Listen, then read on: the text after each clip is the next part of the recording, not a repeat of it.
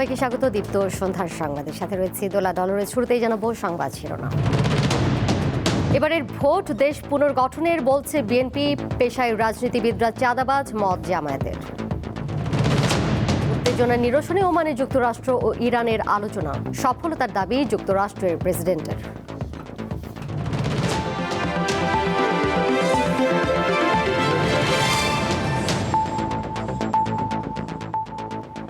BNP chairman Tarique Rahman বলেছেন, এবার শুধু জনপ্রতিনিধি নির্বাচিত করার নয়, ভোট হবে দেশ পুনর্গঠনের। দুপুরে ঠাকুরগাঁও জেলা স্কুল মাঠে আয়োজিত নির্বাচনী জনসভায় তিনি কথা বলেন। বিএনপি চেয়ারম্যান বলেন, গত এক যুগ ধরে দেশের মানুষ তাদের রাজনৈতিক অধিকার যেমন প্রয়োগ করতে পারেনি, একইভাবে অর্থনৈতিকভাবে প্রতিষ্ঠিত হওয়ার অধিকার থেকেও অনেক পিছিয়ে গিয়েছে। ক্ষমতায় গেলে ঠাকুরগাঁওয়ে একটি আধুনিক ক্যাডেট কলেজ স্থাপনের কাজ দ্রুত শুরুর প্রতিশ্রুতি দেন তারেক রহমান। আশেপাশের এলাকার উপস্থিত প্রিয় ভাই ও ৭১ সালে আমরা যখন যুদ্ধ করে দেশ স্বাধীন করেছিলাম, তখন আমরা দেখিনি কে মুসলমান, কে বৌদ্ধ, কে হিন্দু, কে খ্রিস্টান। আমরা ২০২৪ সালের গণ অভ্যুত্থানে যখন রাজপথে সারা বাংলাদেশের মানুষ নেমে এসেছিল স্বৈরাচারের বিরুদ্ধে, আমরা দেখিনি কে মুসলমান, কে হিন্দু, কে বৌদ্ধ, কে খ্রিস্টান। এই দেশে হাজার বছর ধরে প্রত্যেকটি ধর্মের মানুষ আমরা শান্তিতে বসবাস করেছি। আগামী হাজার বছরেও আমরা চাই প্রত্যেকটি ধর্মের মানুষ শান্তিতে এই দেশে বসবাস করবে। যে যার যোগ্যতার ভিত্তিতে, যে যার মেধার ভিত্তিতে সামনের দিকে এগিয়ে যাবে। যে প্রত্যেককে বিচার করা হবে তার যোগ্যতা, তার মেধার ভিত্তিতে, ধর্ম দিয়ে কোনো বিচার করা হবে না তাকে। আগামীকাল ও পরশু 2 দিনে বিএনপি চেয়ারম্যান তারেক রহমান রাজধানীতে, ঢাকা মহানগর উত্তর ও দক্ষিণে 14টি জনসভায় অংশ নেবেন বলে জানিয়েছেন বিএনপির নির্বাচন পরিচালনা কমিটির মুখপাত্র মাহদি আমিন। দুপুরে রাজধানীর গুলশানে বিএনপির নির্বাচন পরিচালনা কমিটির সংবাদ সম্মেলনে তিনি কথা জানান। পরিকল্পিতভাবে ইলেকশন ইঞ্জিনিয়ারিংয়ের প্রস্তুতি নিচ্ছে বিভিন্ন জায়গায়। ধর্মীয় অনুভূতিকে অপব্যবহার করে এবং জাল ভোট দেওয়ার উদ্দেশ্যে বিপুল সংখ্যক বোরখা এবং নিকাব প্রস্তুত করা হচ্ছে। এই পরিপ্রেক্ষিতে নির্বাচন কমিশনের প্রতি জোরালো আহ্বান জানানো যাচ্ছে যে প্রতিটি ভোট কেন্দ্রের নারী কক্ষে অবশ্যই পর্যাপ্ত সংখ্যক নারী পোলিং অফিসার নিয়োগ নিশ্চিত করতে হবে। জামায়াতে ইসলামী রাজনীতিকে পেশা নয়, কর্তব্য হিসেবে বেছে নিয়েছেন উল্লেখ করে দলটির আমির বলেছেন, যারা এটিকে পেশা হিসেবে নিয়েছে তারাই দুর্নীতি, চাঁদাবাজি, মামলাবাজি ও লুণ্ঠন করে। সকালে হবিগঞ্জে 11 দলীয় জোটের নির্বাচনী জনসভায় তিনি কথা বলেন। শফিকুর রহমান বলেন, তার দল ক্ষমতায় গেলে দলের সংসদ সদস্যরা বিনা শুল্কের কোনো গাড়ি নেবে না। এছাড়া স্বল্প মূল্যে এমপিদের যে ফ্ল্যাট দেওয়া হয় সেটিও কেউ গ্রহণ করবে না। তিনি আরও বলেন, দলের নির্বাচিত জনপ্রতিনিধি ও তাদের পরিবারের আয় ব্যয়ের হিসাব প্রকাশ নিশ্চিত করা হবে। হবিগঞ্জের পর একই দিনে মৌলভীবাজার ও সিলেট জনসভায় অংশ নেবেন বাংলাদেশ জামায়াতে ইসলামীর আমির।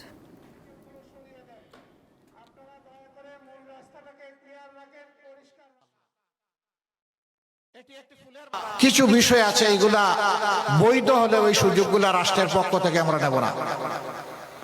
কোন প্লট অত্যন্ত স্বল্প মূল্যে যেটা এমপি মন্ত্রীদেরকে দেওয়া হয়, সেই প্লট আমরা নেব না।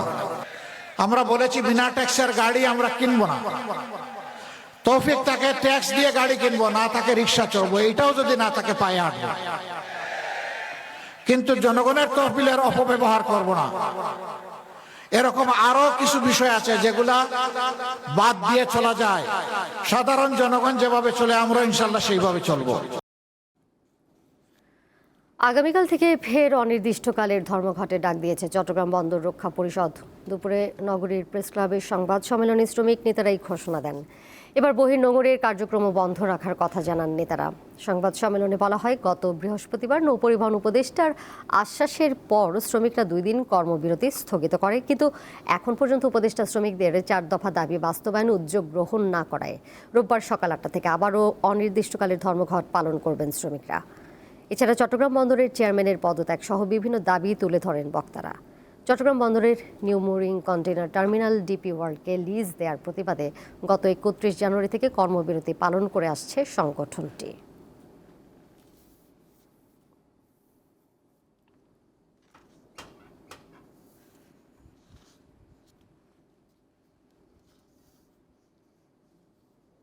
চট্টগ্রাম বন্দর রক্ষা সংগ্রাম পরিষদ আগামীকাল 8ই ফেব্রুয়ারি 2026 পুনরায় সকাল 8টা থেকে অনির্দিষ্টকালের জন্য ধর্মঘট আহ্বান করেছে।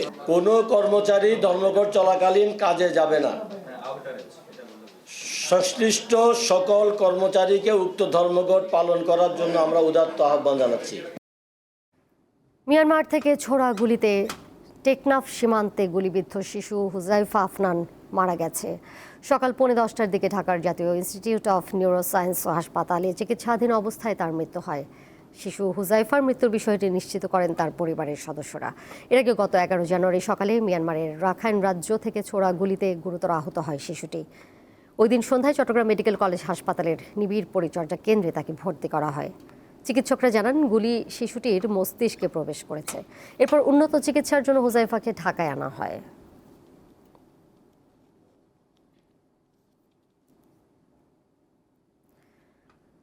ঢাকার গুলশানের করাইল বস্তিতে শিশু কিশোরদের মাঝে বই বিতরণ করেছেন জিয়াউর রহমান ফাউন্ডেশনের ভাইস প্রেসিডেন্ট জুবাইদা রহমান।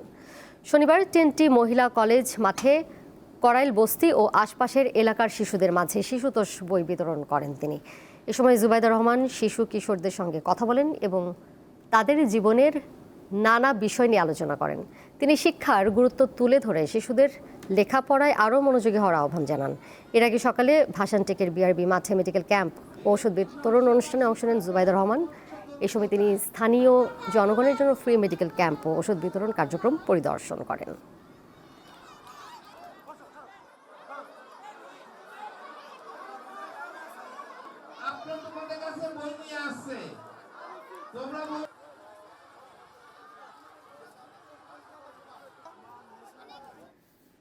হাদি হত্যার বিচারের দাবিতে আন্দোলনকারীদের ওপর প্রশাসন অতিরিক্ত বল প্রয়োগ করছে বলে দাবি করেছেন ঢাকা 6 আসনের বিএনপি মনোনীত প্রার্থী ইশরাক হোসেন। শনিবার দুপুরে আগারগাঁওয়ের নির্বাচন ভবনে সিনিয়র সচিব আক্তার আহমেদের সাথে সাক্ষাৎ শেষে তিনি দাবি জানান। এ সময় এক প্রশ্নের জবাবে তিনি বলেন, কিছু ক্ষেত্রে প্রশাসন পক্ষপাতমূলক আচরণ করছে, তবে বিএনপি সংঘাত নয়, শান্তিপূর্ণ নির্বাচন চায়। ইশরাক হোসেন তার নির্বাচনী এলাকা কসমোপলিটন স্কুলে লাঠি পাওয়ার ঘটনায় ওই কেন্দ্রটি পরিবর্তনের দাবি এবং সূত্রাপুর থানার ওসির পক্ষপাতমূলক আচরণের জন্য তাকে বদলির বিষয়ে নির্বাচন কমিশনে জানান।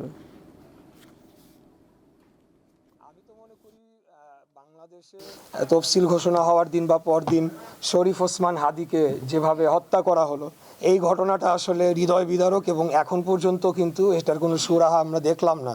এবং গতকালকে তার বিচারের দাবিতে যারা আন্দোলন করলো তাদের উপরে অত্যাধিক বল প্রয়োগ করা হয়েছে বলে আমার মনে হয়েছে।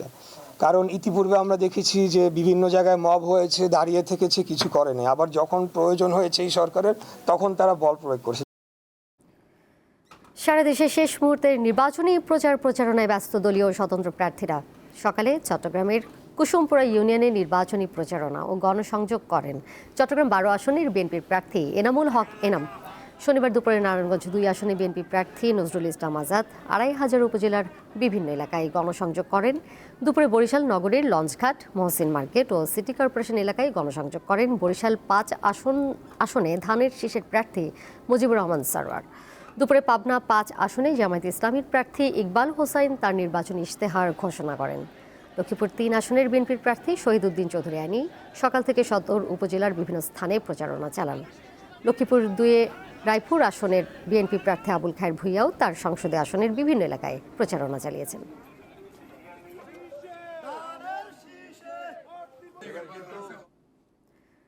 আসন্ন ত্রয়োদশ জাতীয় সংসদ নির্বাচন উপলক্ষে ঢাকা সহ সারা দেশের সব দোকান, বাণিজ্য ও শপিং মল 11-12 ফেব্রুয়ারি বন্ধ থাকবে। শনিবার এক সংবাদ বিজ্ঞপ্তিতে তথ্য জানায় বাংলাদেশ দোকান ব্যবসায়ী মালিক সমিতি। বিজ্ঞপ্তিতে বলা হয়, আগামী বৃহস্পতিবার ত্রয়োদশ জাতীয় সংসদ নির্বাচন ও গণভোট অনুষ্ঠিত হবে। নির্বাচন উপলক্ষে ভোট গ্রহণে সাধারণ মানুষের অংশগ্রহণ নিশ্চিত করতে এবং ভোটাধিকার প্রয়োগে সুবিধা দিতে সরকারি সিদ্ধান্তের সঙ্গে সামঞ্জস্য রেখে আগামী বুধ ও বৃহস্পতিবার সারা দেশে দোকান, বাণিজ্য বিতান ও শপিং মল বন্ধ থাকবে।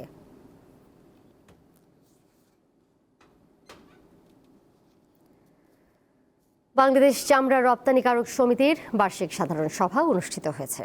দুপুরে সাভারের হেমায়তপুরে বেসিক চামড়া শিল্প নগরীতে বার্ষিক সভা অনুষ্ঠিত হয়। এতে রপ্তানিকারকরা ট্রেড লাইসেন্স না পাওয়ার বিষয়ে ক্ষোভ প্রকাশ করেন। পাশাপাশি বিসিক ও বাংলাদেশ ট্যানার্স অ্যাসোসিয়েশনের জিম্মি দশা থেকেও মুক্তি চান উদ্যোক্তারা। তারা বলেন, নিজেদের লাইসেন্স না থাকায় তারা সরাসরি চামড়া রপ্তানি করতে পারছেন না, ট্যানারি মালিকদের ওপর পুরোপুরি নির্ভর করতে হচ্ছে। মূলত বিসিক ও বাংলাদেশ ট্যানার্স অ্যাসোসিয়েশনের সদিচ্ছার অভাবেই তারা রপ্তানির লাইসেন্স পাচ্ছেন না বলে অভিযোগ করেন চামড়া রপ্তানিকারকরা। আন্তর্জাতিক প্রসঙ্গ, ওমানে অনুষ্ঠিত যুক্তরাষ্ট্র ও ইরানের পরোক্ষ আলোচনা ভালো হয়েছে বলে জানিয়েছেন মার্কিন প্রেসিডেন্ট ডোনাল্ড ট্রাম্প। শুক্রবারের বৈঠক ইতিবাচক হয়েছে জানিয়েছে ট্রাম্প এবং আশা করেন আগামীতে তেহরানের সাথে আরও আলোচনা হবে। অপরদিকে যুক্তরাষ্ট্রের সঙ্গে আলোচনার পরিবেশকে ইতিবাচক হিসেবে আখ্যা দেন ইরানের পররাষ্ট্রমন্ত্রী আব্বাস আরাঘচি। ইরানের রাষ্ট্রীয় টেলিভিশনকে তিনি জানান, দুই পক্ষই আলোচনা এগিয়ে নেওয়ার বিষয়ে একমত হয়েছে। এদিকে আলোচনা শেষ হওয়ার কিছুক্ষণ পর ইরানের তেল পরিবহন সংশ্লিষ্ট প্রতিষ্ঠান ও জাহাজের ওপর নতুন করে নিষেধাজ্ঞা আরোপ করেছে যুক্তরাষ্ট্র। ইরানের তেল রপ্তানি নিয়ন্ত্রণে আনতেই এই পদক্ষেপ বলছেন মার্কিন কর্তৃপক্ষ, তবে এটি ওমানের আলোচনার সঙ্গে যুক্ত ছিল কিনা তা স্পষ্ট করা হয়নি।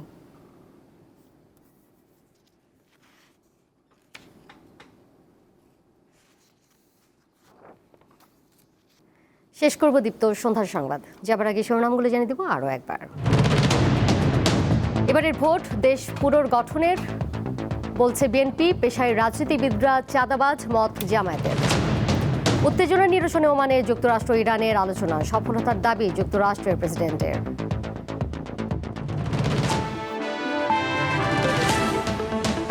এই ছিল এখনকার মতো। পরের সংবাদ দেখবেন রাত 11টায়। এছাড়াও আরও তথ্য এবং বিনোদনের নানা খবরাখবর জানতে যুক্ত থাকুন দীপ্তর ডিজিটাল প্ল্যাটফর্মে। ধন্যবাদ সবাইকে।